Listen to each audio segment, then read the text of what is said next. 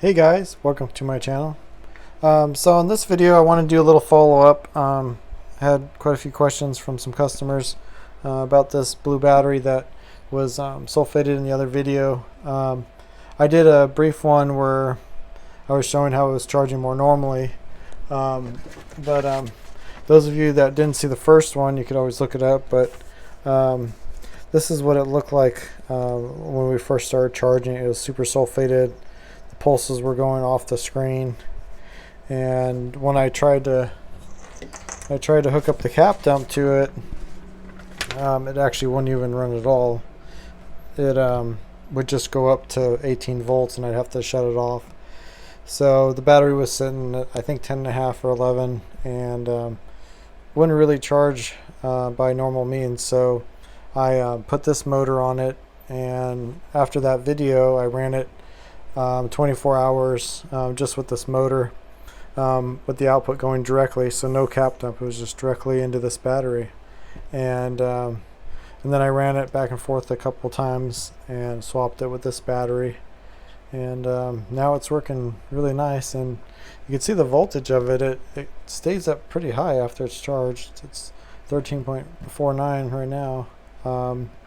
It'll stay right around 13.4 for a couple days and then slowly start creeping down, but yeah, that's much better than normal. Most of these usually sit at about 12.8, 12.9 max, so it's pretty neat. So right now I have the load on this battery, the sulfated one, and we're going to be charging this battery.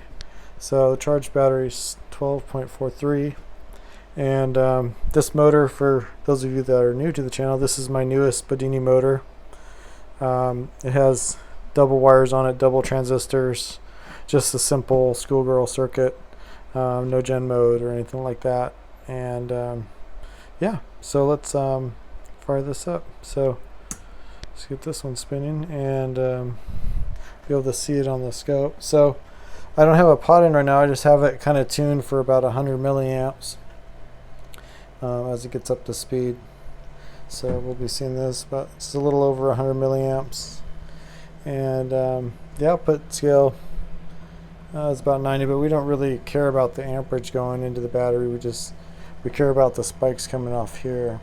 So yeah, so I ran it like this for 24 hours plus, and then swapped the batteries and did some conditioning with it, and holds up real good. I was able to run this probably 12 hours straight, charging this one up almost full and back and forth for quite a few days. So yeah, pretty neat. So we've only been running for about a minute or so, but you can see that the voltage is still over 13, which is pretty cool. It'll just slowly come down under load.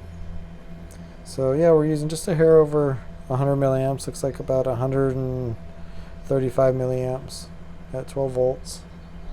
This little guy's just purring along with his little fan, and yeah, this is the Neo magnet version, so I have 8 Neo magnets in it, and I know so many people talk about not using Neo magnets, but for me they work great.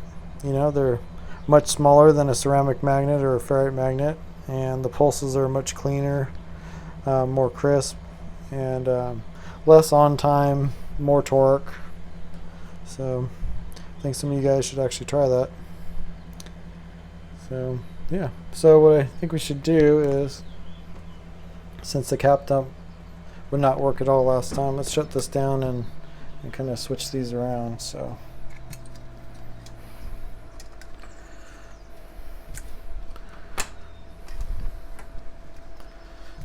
what we're going to do now, let's hook this all up for a cap dump setup.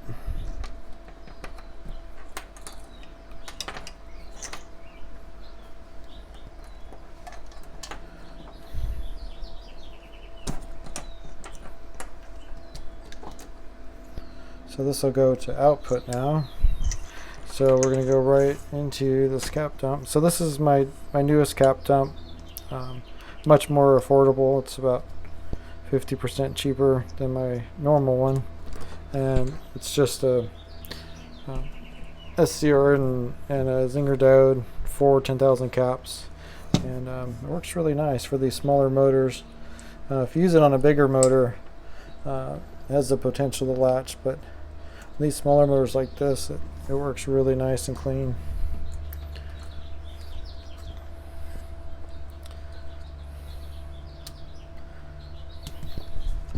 Okay, so we're all hooked up here. So I have a 16 volt Zinger in it, so it's firing right around 16.9 volts, and you'll be able to see that on here. So let's fire this back up.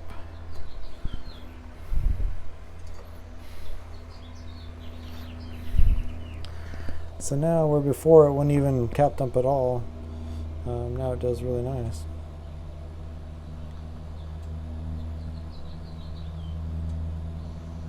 So 1 amp about every 1.5 to 2 seconds.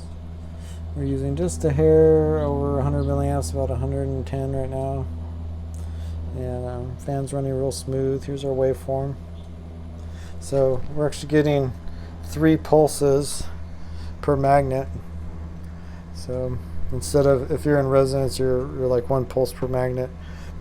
So I get 3 times as much tuning like this. So what I do is I put the pot on there and I adjust it and I watch how fast this goes, and I'll just tune it to where I use the least amount of power and I get the most charging. So sometimes 1 pulse per magnet in resonance isn't as much charging as multi-pulses. So yeah, works really nice. So you can see how it's just pulsing it right up again. So yeah, so don't forget to check out my store. And thanks for watching, and as always, any questions, leave them in the comment.